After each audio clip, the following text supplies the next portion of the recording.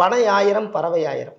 சரி. பறவை கொல்லாம இருந்தா அது 1000 ஆண்டு காலம் அது உலகத்துல நல்லா வாழுமா. ம். பனையை அறுக்காம இருந்தீங்கன்னா அது 1000 வருஷத்துக்கு அந்த ஓலை எத்து போகாதான். ஓ. அதான் பனை 1000 பறவை 1000.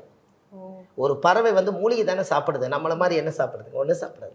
அது அழகான ஒரு மூலிகை எடுத்து ஒன்று எடுத்ததுன்னா ஒரு நாள் பூரா ஜீரணமாக வரைக்கும் ஒண்ணுதான் எடுத்துக்குது. எல்லா நேரம் அது பண்றதில்ல, அது விளையாண்டுட்டு இருக்கும். ஆமா. அது மூலிகை தான் சாப்பிடுது. அப்ப அந்த காலத்துல சித்தர்கள் எல்லாம் மூலிகையை கண்டுபிடிச்சு வைத்தியம் பார்த்தது பறவைகளை வச்சுதான்.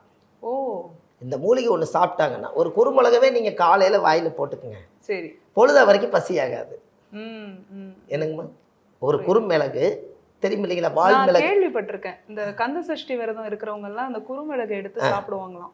அப்ப அது என்ன ஆகுங்க, ஒரு நாள் பூராமே நீங்க வாட்டுக்கு வந்தா வயிறு நல்லா நிறைஞ்ச மாதிரியே இருக்கும், தண்ணி குடிச்ச மாதிரியே இருக்கும், நல்லா திருப்தியா சாப்பிட்ட மாதிரியே இருக்கும். அந்த ஒரு மிளகுக்கு அவ்வளோ. அப்ப அந்த தியான நிலையில இருக்கிறவங்க எல்லாமே பசிக்குன்னு சொல்லி போட்டு தியானத்தை கட் பண்ண மாட்டாங்க அப்பெல்லாம். ஆமா.